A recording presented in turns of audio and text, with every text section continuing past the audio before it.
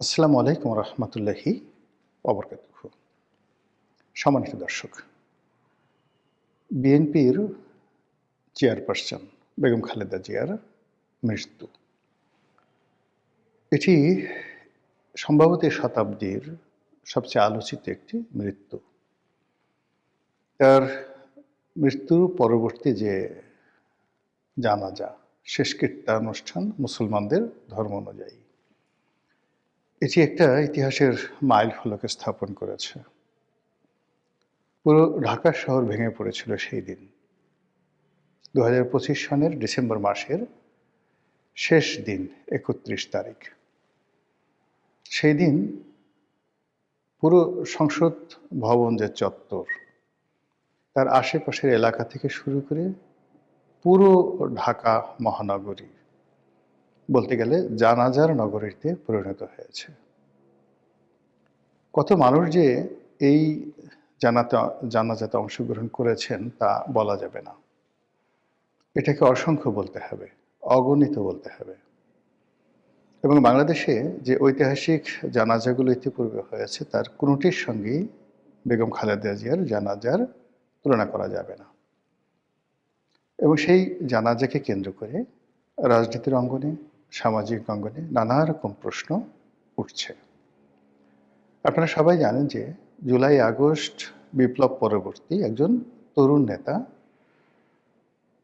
ওসমান হাদি, তার মর্মান্তিক মৃত্যুর পর মানুষের একটা আবেগ তৈরি হয়েছিল এবং সেই আবেগের প্রেক্ষিতে ওসমান হাদির যে জানাজা, সেই জানাজাতেও পর্যাপ্ত লোকের উপস্থিতি দেখা গিয়েছিল। বেগম জিয়া তখন অসুস্থ ছিলেন এবং সবাই বলাবলি করার চেষ্টা করছিলেন, বিশেষ করে বিএনপি বিরোধী যারা শক্তি। এবং আপনারা জানেন যে ওসমান হাদির যে রাজনীতি এবং তার প্রমোটার হিসেবে যে দক্ষিণপন্থী গ্রুপগুলো ছিল, তারা টিটকারি করার চেষ্টা করছিল বিএনপিকে যে বেগম খালেদা জিয়ার যে আগামী দিনগুলোতে যদি মৃত্যু হয় তখন বেগম জিয়া অসুস্থ, তার জানাজা কি হাদির জানাজার চেয়ে সংখ্যাধিক্যের বিচারে বড় হবে কিনা। এটা বিএনপির জন্য একটা মানসিক চাপ ছিল। বিএনপি হয়তো ভাবতেও পারেনি যে বেগম খালেদা জিয়ার জানাজাতে এত মানুষের উপস্থিতি ঘটবে। যা হোক, আমাদের বাংলাদেশে এ যাবৎকালে জানাজার যে সংখ্যাধিক্য, সেক্ষেত্রে শহীদ প্রেসিডেন্ট জিয়াউর রহমানের জানাজাতে সবচেয়ে বেশি লোক হয়েছিল বলে ইতিহাস সাক্ষী। বেগম জিয়া যখন অসুস্থ ছিলেন তখন অনেকে বলার চেষ্টা করেছেন, বিএনপির লোকজন, যে বিএনপি চেয়ারপারসনের মৃত্যু হলে তার জানাজা শহীদ প্রেসিডেন্ট জিয়াউর রহমানের জানাজার যে সংখ্যা, সেই সংখ্যাটি ছাড়িয়ে যাবে। তো এটা নিয়ে অনেকে অভিমান করেছেন, অনেকে বলার চেষ্টা করেছেন যে এ কথা বলা ঠিক হয়নি। কিন্তু বাস্তবে কি ঘটেছে সেটা আপনারা সবাই দেখেছেন। এখন বক্তব্য হলো যে এই যে জানাজা কেন্দ্রিক রাজনীতি, এই রাজনীতি বিএনপি বিরোধী যে সকল রাজনৈতিক শক্তি আছে তাদেরকে একটি মানসিক চাপের মধ্যে ফেলে দিয়েছে। ধরুন, আগামীতে যদি জামাতের কোনো শীর্ষ নেতা, আল্লাহ মাফ করুক, খুব দ্রুত তাদের মৃত্যু হয় এবং নির্বাচনের আগে, এবং সেক্ষেত্রে যদি তাদের জানাজাতে এই যে বেগম জিয়ার জানাজায় যে পরিমাণ লোকের উপস্থিতি ঘটল, সেটি যদি না হয় তাহলে তাদের রাজনীতি শেষ। এই গেল একটা।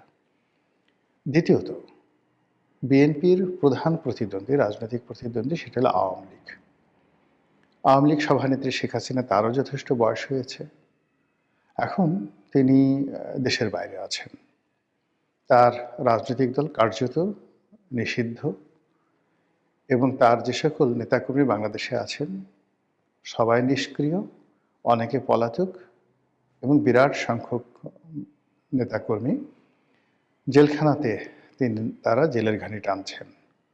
অনেকের মাথার উপর মৃত্যুদণ্ডের যে রায়, এটি যেভাবে আছে, আগামীতেও জেল, জুলুম, হুলিয়া, মৃত্যুদণ্ড তাদের জন্য অনিবার্য।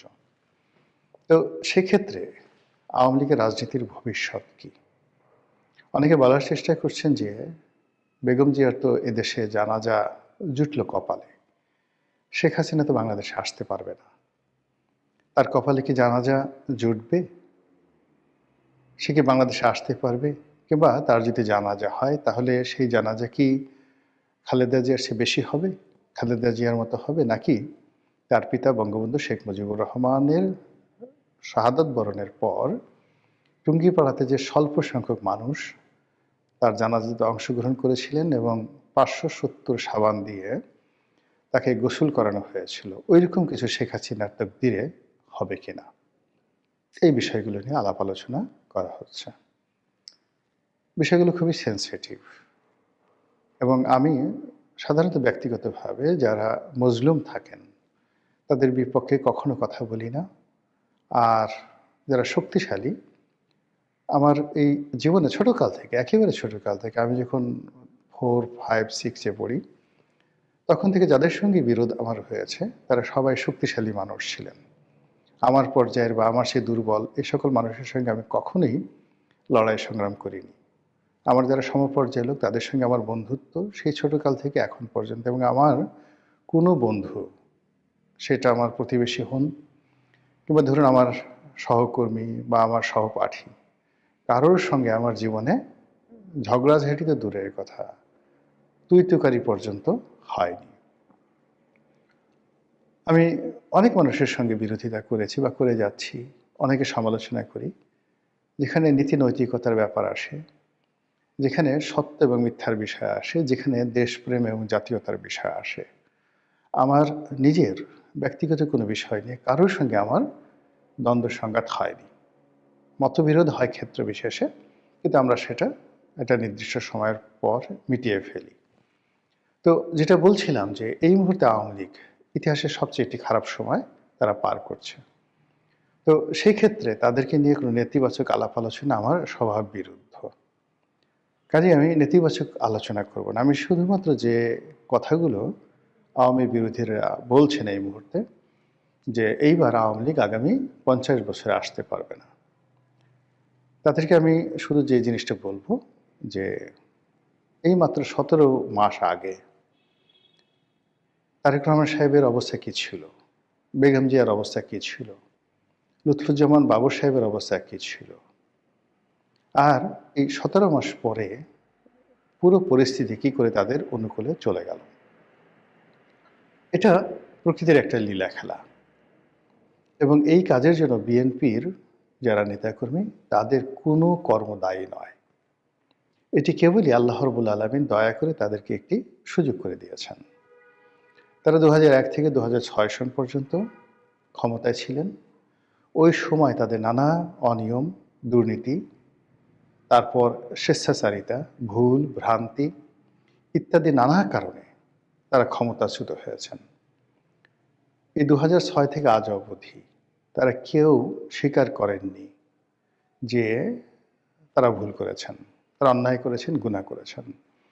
তারা তওবা করেছেন, কান্নাকাটি করেছেন এবং যাকে বলা হয় যে সৎ পথে ফিরে এসেছেন। দৃঢ়তা দেখিয়েছেন যে জীবনে কখনো সুযোগ পেলে তারা ভালো কাজ বই মন্দ কাজ করবেন না। এরকম কোনো নজির আমরা দেখিনি।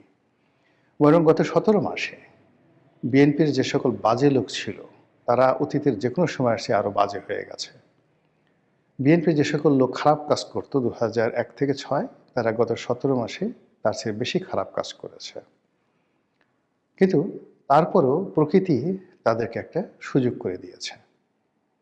সে সুযোগ কেন?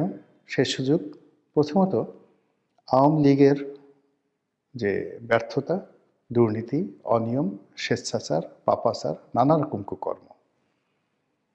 দ্বিতীয়ত এই গত ১৭ মাসে বর্তমান যে ডক্টর মোহাম্মদ ইউনূসের সরকার, তাদের কোনো সফলতা নেই।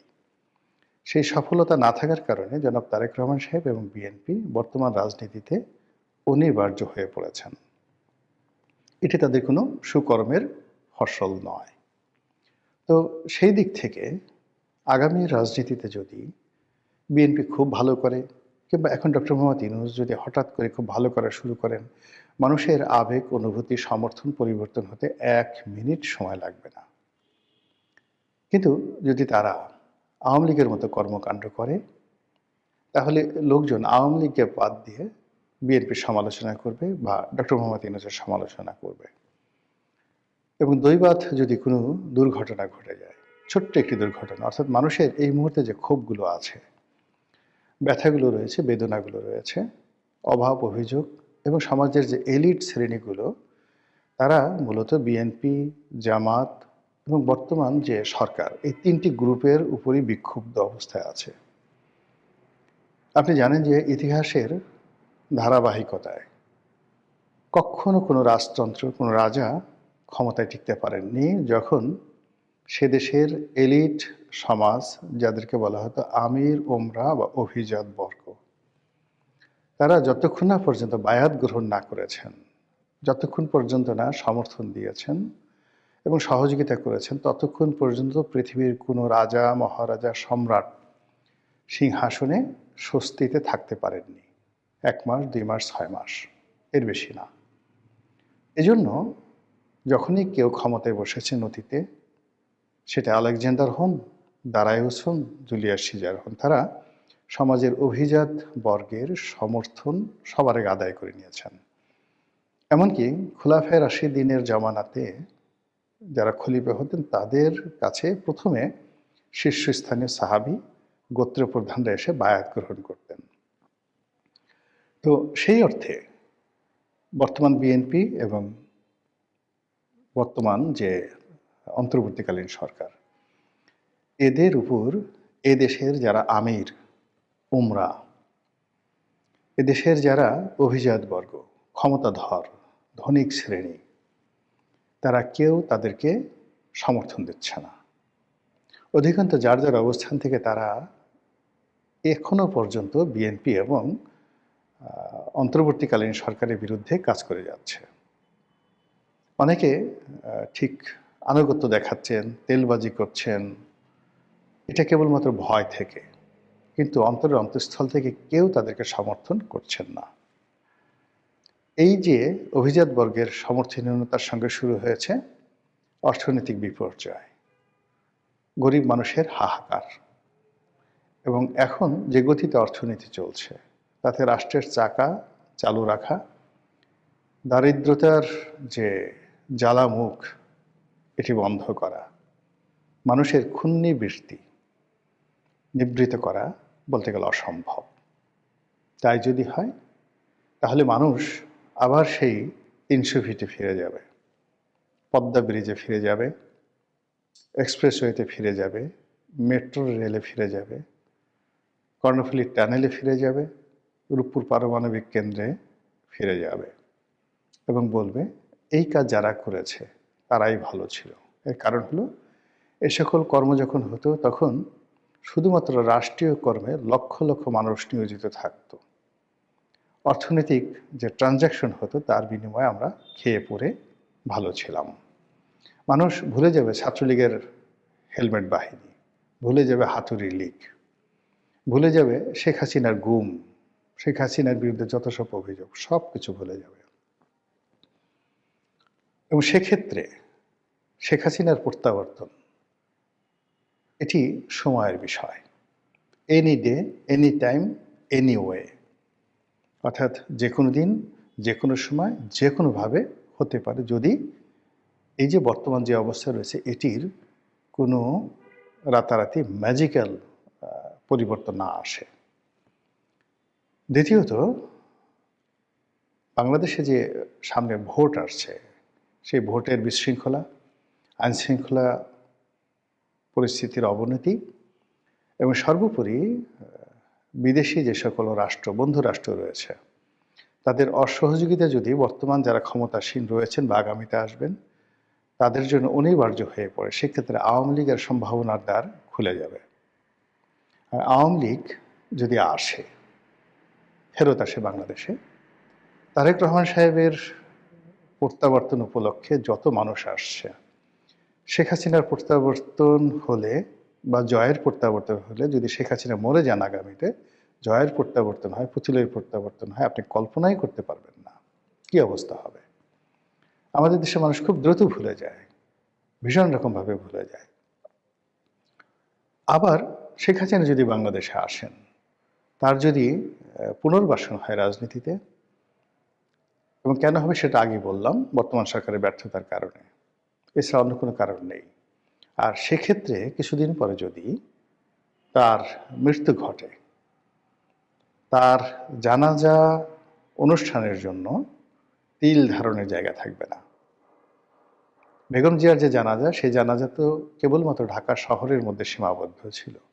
শেখ হাসিনার জানাজা টেকনাফ থেকে তেঁতুলিয়া পর্যন্ত প্রত্যেকটি কর্নারে, প্রত্যেকটি কোণে কোণে, প্রত্যেকটি বিন্দুতে বিন্দুতে এই ভূমির যেভাবে মানুষ উত্তাল হয়ে পড়বে তার জন্য, যেভাবে আহাজি করবে, কান্নাকাটি করবে, এটা আপনি কল্পনাই করতে পারবেন না।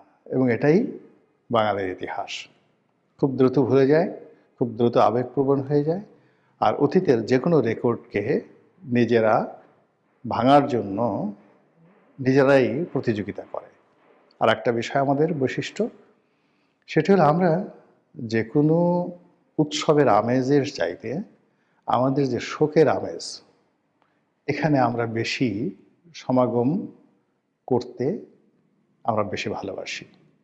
ভালো কাজের চাইতে মন্দ কাজে আমাদের তৃপ্তি বেশি, এবং প্রয়োজনের চাইতে অপ্রয়োজনীয় কাজে আমরা ভীষণ রকম ব্যস্ত থাকি। তো সেই দিক থেকে আপনি আমি যেগুলো কল্পনাও করতে পারছি না, সেগুলোই আগামী দিনে আমাদের জন্য হয়তো অপেক্ষা করছে, যদি না আল্লাহ রাব্বুল আলামিন তার আপন মহিমায় এ জাতিকে নতুন কোনো দিশারি না দান করেন, নতুন কোনো পথ বা মতের সন্ধান না দেন। আসসালামু আলাইকুম ওয়া রাহমাতুল্লাহি ওয়া বারাকাতুহু।